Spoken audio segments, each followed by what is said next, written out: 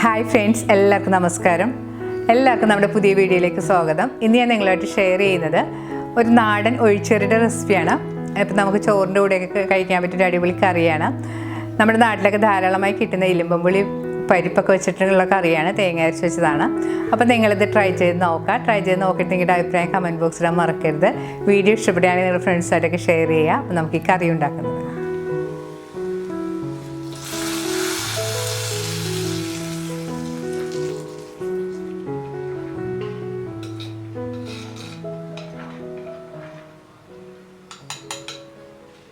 കറിക്ക് ആവശ്യമായ പുളി ഞാനിവിടെ കഴുകി വെച്ചിട്ടുണ്ട്. ഞാനിവിടെ എടുത്തിരിക്കുന്ന ഒരു 15 പുളിയാണ് കറിക്കായിട്ട്. ഇനി നമുക്ക് വേണ്ടത് പരിപ്പാണ്. ഞാനിവിടെ എടുത്തിരിക്കുന്നത് 1/4 കപ്പ് തുവരപ്പരിപ്പാണ്. തുവരപ്പരിപ്പ് നന്നായിട്ട് കഴുകിയതിന് ശേഷം പ്രഷർ കുക്കറിൽ ആവശ്യത്തിന് വെള്ളവും 1 ടീസ്പൂൺ മഞ്ഞൾപ്പൊടിയും ഉപ്പുപൊടിയും ഇട്ടൊന്ന് നന്നായിട്ട് വേവിച്ച് വെക്കണം. കറിക്കൊരു അരപ്പുണ്ടാക്കണം. അതിനുള്ള ഇൻഗ്രീഡിയൻസ് ആണിത്. 1/2 കപ്പ് തേങ്ങ ചിരവിയത്, 3 അല്ലി വെളുത്തുള്ളി, 2 അല്ലി ചെറിയ ഉള്ളി, 1/4 ടീസ്പൂൺ ചെറിയ ജീരകം. ഇനി മിക്സിയുടെ ഒരു ചെറിയ ജാറിലേക്ക് അരക്കാനുള്ള ഇൻഗ്രീഡിയൻസ് ഇട്ട് കൊടുക്കാം. ഇതിലേക്ക് ഒരു 1/4 ടീസ്പൂൺ മഞ്ഞൾപ്പൊടിയും അരക്കാൻ പാകത്തിനുള്ള വെള്ളവും കൂടി ഒഴിച്ചു കൊടുക്കാം. ഞാൻ ഇതിലേക്ക് ഒരു 1/4 കപ്പ് വെള്ളം ഒഴിച്ചിട്ടുണ്ട്. അതിന് ശേഷം ഇത് നന്നായിട്ട് നല്ല ഫൈൻ പേസ്റ്റായിട്ട് അരച്ചെടുക്കണം.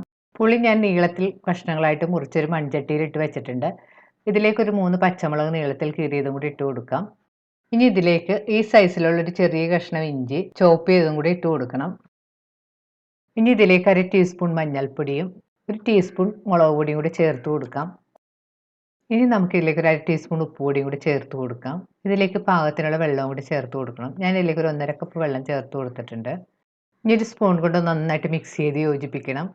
ഇനി ചട്ടി സ്റ്റവിൽ വെച്ച് പുളി ഒന്ന് വേവിച്ചെടുക്കണം.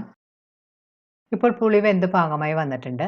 പുളി കൂടുതൽ വെന്തൊടഞ്ഞു പോകരുത്. ഇനി നമുക്ക് പരിപ്പെല്ലായിട്ട് വേവിക്കാനുള്ളതാണ്. ഇനി ഇതിലേക്ക് കുറച്ച് കറിവേപ്പിലയും കൂടി ചേർത്ത് കൊടുക്കാം.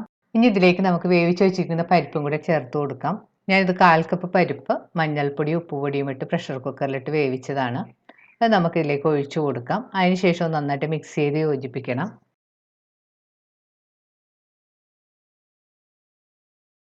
പരിപ്പ് ചേർത്തതിന് ശേഷം വീണ്ടും 2-3 മിനിറ്റ് സ്റ്റവിൽ വെച്ച് നന്നായിട്ട് തിളപ്പിക്കണം. ഇനി ഇതിലേക്ക് നമുക്ക് അരച്ചു വെച്ചിരിക്കുന്ന തേങ്ങയും കൂടി ചേർത്ത് കൊടുക്കണം. തേങ്ങ ചേർക്കുമ്പോഴത്തേക്ക് അതിലേക്ക് സ്വല്പം വെള്ളവും കൂടി ചേർത്തതിന് ശേഷം കറിയിലേക്ക് ഒഴിച്ചു കൊടുക്കാം. അരപ്പ് ചേർത്തതിന് ശേഷം ഒന്ന് നന്നായിട്ട് മിക്സ് ചെയ്ത് യോജിപ്പിക്കാം.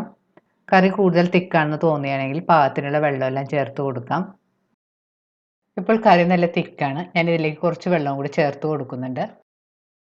കറി കൂടുതൽ തിക്കായി പോകാനും പാടില്ല, കൂടുതൽ ലൂസായി പോകാനും പാടില്ല. അതിനിടയിലുള്ള ഒരു കൺസിസ്റ്റൻസിയിൽ വേണം നമ്മൾ പാകപ്പെടുത്തി എടുക്കാനായിട്ട്.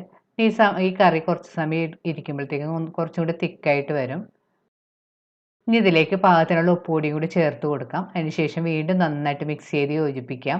ഇനി സ്റ്റവ് ഒരു മീഡിയം ഫ്ലെയിമിൽ വെച്ച് കറി ഒരു 3-4 മിനിറ്റ് നന്നായിട്ട് തിളപ്പിക്കണം. ഇപ്പോൾ കറി പാകത്തിന് തിളച്ച് കുറുകി പാകമായി വന്നിട്ടുണ്ട്. ഈ സമയത്ത് നമുക്ക് സ്റ്റവ് ഓഫ് ചെയ്യാം. ഈ കൺസിസ്റ്റൻസിയിൽ മതി. കുറച്ച് സമയം ഇരിക്കുമ്പോഴത്തേക്കും വീണ്ടും ഇത് നന്നായിട്ട് കുറുകി വരും. ഇനി കറിയിലേക്ക് കടുക് വറുത്തിടാനായിട്ട് ഒരു ചെറിയ പാൻ ചൂടാക്കാൻ വെക്കാം.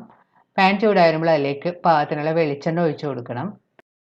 വെളിച്ചെണ്ണ നല്ലപോലെ ചൂടാകുമ്പോൾ അതിലേക്ക് 1/2 ടീസ്പൂൺ കടുക് ഇട്ട് പൊട്ടിക്കണം.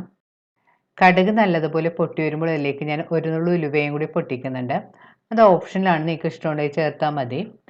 ഇനി ഇതിലേക്ക് അരിഞ്ഞു വെച്ചിരിക്കുന്ന കുറച്ച് ചെറിയ ഉള്ളിയും കറിവേപ്പിലയും കൂടി ചേർത്ത് മൂപ്പിക്കണം. ഉള്ളി ഒന്ന് മൂത്ത് വരുമ്പോൾ അതിലേക്ക് 2 ഉണക്കമുളക് കീറിയതും കൂടി ഇട്ട് മൂപ്പിക്കണം. ഇപ്പോൾ ഉള്ളിയെല്ലാം മൂത്തൊരു ബ്രൗൺ കളറായി തുടങ്ങിയിട്ടുണ്ട്. ഈ സമയത്ത് നമുക്ക് സ്റ്റവ് ഓഫ് ചെയ്യാം. ഈ കടുക് വറുത്തത് നമുക്ക് ഈ കറിയുടെ മുകളിലേക്ക് ഒഴിച്ചു കൊടുക്കാം. അതിനുശേഷം നന്നായിട്ട് മിക്സ് ചെയ്ത് യോജിപ്പിക്കണം. അപ്പോൾ വളരെ ടേസ്റ്റിയും വളരെ പെട്ടെന്ന് ഉണ്ടാക്കിയെടുക്കാൻ പറ്റുന്ന നമ്മുടെ ബെലിബി പുളി ഒഴിച്ച് റെഡി ആയിട്ടുണ്ട്.